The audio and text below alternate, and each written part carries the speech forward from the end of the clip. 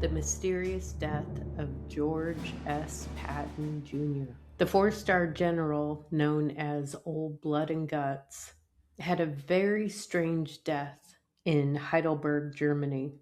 Just 12 days prior, an army truck full of, quote, drunken joy-riding soldiers, unquote, veered from an opposite lane, almost as if intentional, hit Patton head-on, and then fled the scene. No criminal charges were ever filed. What added to the mystery was both the accident report and several key witnesses went missing. A former American intelligence operative confessed in 1979 that he planned and participated in the assassination of Patton. For a man that fought in Mexico, Europe, Africa, and who was surrounded by death, the way he died was rather odd. As his wife Beatrice sat by his side crocheting, it was expected that he was going to survive. They were looking forward to going back to the United States to get the medical care he needed. Although he was paralyzed from the neck down, he had started to recover some movement in his extremities. When she left for a minute, although there were armed guards, after she left for about 15 minutes, she went to the cafeteria in the hospital to get something to eat. The doctors called her and said, "Hurry back right away," and he had died. In this day and age where being known as a conspiracy theorist isn't so bad anymore, more and more of the truth is being revealed. And I think this story, which interested me because, as you can see, I did his portrait, I think it's just been kind of swept under the rug. The guy was only 60 years old, but he had many, many enemies. And once he went through World War II, all the Hollywood propaganda that we've seen, all these blockbuster movies for the last 30 years, he had a much different interpretation. The once hated Germans garnered his respect. And although Russia at the time was our ally, Patton said, absolutely not. Russia is our foe. And the world peace that was trying to be brokered at the time had a lot of the leaders nervous. So you can come to your own conclusion. I highly recommend the book Killing Patton by Bill O'Reilly. The guy is a genius. And the level of research he did to write this book is phenomenal and entertaining at the same time. A man that did so much to protect our freedom and served in so many wars, he deserves a second look at how he died. I think something may have happened to him. One of the reasons he got into trouble is because of the press. Yep, you guessed it. Patton had gone into a hospital to visit his injured troops, which he did frequently.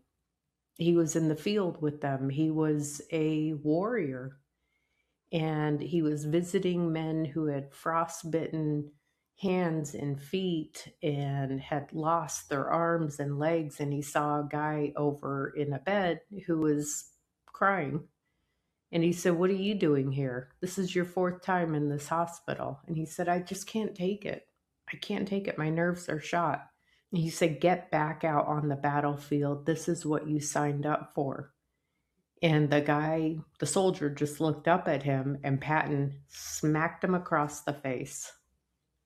He did that one other time with another soldier, and he did it, I think he slapped him twice. And the doctors were alerted, and they came, and the press got involved, and the press said he needs to step down. So here is this four-star general who was brilliant in leading troops and winning victories, and the press back in America is demanding that he steps down. The politicians didn't like him either. It was around this time that William J. Donovan, known as Wild Bill, who was running the OSS, approached Eisenhower and said he wanted more power. He wanted to be able to keep an eye on our enemies so he could know what they were doing. And that was the start of the CIA. Between Eisenhower, who never served on the battlefield, and Donovan, and all the other leaders in the free world who were all fighting over a land grab of the now newly freed Europe once Germany was defeated, I think someone wanted to take out Patton because he had a whole new interpretation of the war and that we shouldn't have fought it. And how many American lives were sacrificed for this war. He knew something that a lot of us know now. One of the more endearing parts of the book was when it was towards the end of the war, we were losing a very critical battle.